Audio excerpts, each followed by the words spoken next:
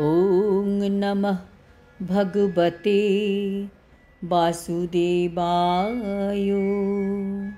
শ্রীমদ্ ভগবদ গীতা তৃতীয় অধ্যায় কর্মযোগ। হরে কৃষ্ণ। আজ আমরা কর্মযোগের 24 নম্বর শ্লোকটি শুনব। উৎসেদেয়ুঃ ইমে লোকা ন কুর্যং কর্ম চেদহম শঙ্করস্য চ কর্তাস্যাম উপহন্যম ইমঃ প্রজা। অনুবাদ: ন কুর্যাং কর্ম চেত অহম, আমি যদি কর্ম না করি, কর্ম মানে শাস্ত্রোক্ত কর্ম। উৎসেদেয়ুঃ ইমে লোকা, তাহলে সমগ্র জগৎ উৎসন্ন হবে। শঙ্করস্য চ কর্তাস্যাম, আমি বর্ণশঙ্কর সৃষ্টিরও কারণ হব। উপহান্নাম ইমাঃ প্রজা, তার ফলে সমস্ত প্রজার শান্তি বিনষ্ট হবে। তাৎপর্য: বর্ণশঙ্কর হচ্ছে অবাঞ্ছিত জনগণ, যাদের পৃথিবীতে জন্ম হলে সমাজের শান্তি নষ্ট হয়। এই ধরনের সামাজিক উপদ্রব যাতে সমাজে না হয়, তার জন্য শাস্ত্রে নানা রকমের বিধিনিষেধের নির্দেশ দেওয়া আছে। সেই সব নির্দেশ যদি সাধারণ মানুষ মেনে চলে, তবে তারা শান্তি নিয়ে এবং সুশৃঙ্খল হয়ে জীবনযাপন করতে পারবে ও পারমার্থিক উন্নতিও করতে পারবে। ভগবান শ্রীকৃষ্ণ যখন এই পৃথিবীতে অবতীর্ণ হন, তখন তিনি স্বাভাবিকভাবেই এই সমস্ত শাস্ত্রীয় বিধিনিষেধের আচরণ করেন।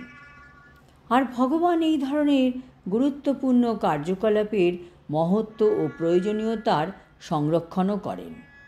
ভগবান হচ্ছেন সমস্ত জীবকুলের পিতা। কাজেই সন্তান যদি বিপদগামী হয়, তাহলে পরোক্ষভাবে ভগবানই তো তার জন্য দায়ী, কারণ তিনি তো আমাদের পিতা।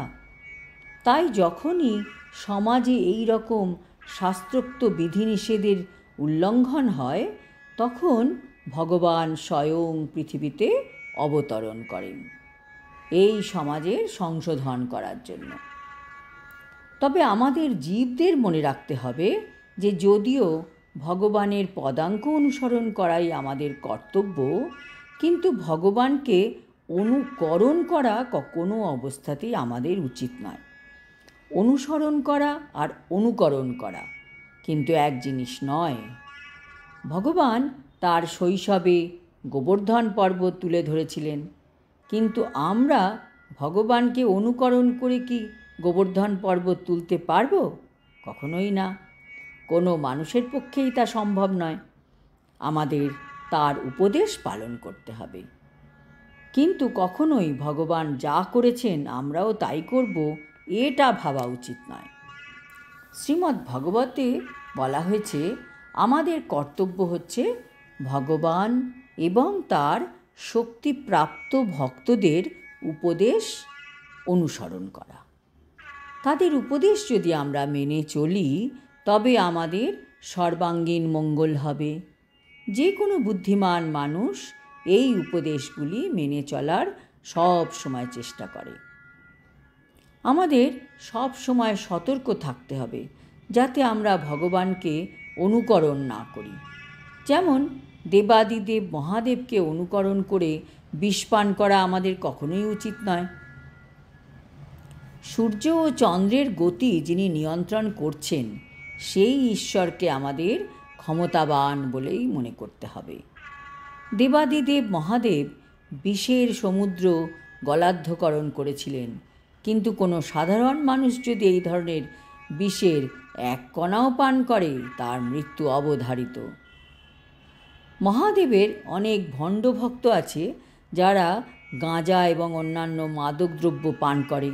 তারা ভুলে যায় যে এভাবে মহাদেবকে অনুকরণ করার মাধ্যমে তাদের মৃত্যুকেই তারা ডেকে আনছে। কিছু ভণ্ড কৃষ্ণভক্তও আছে যারা ভগবানের অতি অন্তরঙ্গ লীলা তথা রাসলীলার অনুকরণ করে। তারা ভুলে যায় যে ভগবানের মতন গোবর্ধন পর্বত তোলবার ক্ষমতা তাদের নেই। কাজেই আমাদের ভগবানের উপদেশ পালন করাটাই সব থেকে শ্রেয় কাজ। তাতেই আমাদের পারমার্থিক উন্নতি হবে এবং ভক্তির মাধ্যমেই আমাদের এই জড়জগতের কলুষ থেকে মুক্তি হবে। আজ এই পর্যন্ত। আগামী শ্লোকে ভগবান অজ্ঞানী ব্যক্তি আর জ্ঞানী ব্যক্তির কর্ম করার পদ্ধতি সম্বন্ধে আলোকপাত করবেন। হরি ওম তৎসৎ। হরে কৃষ্ণ।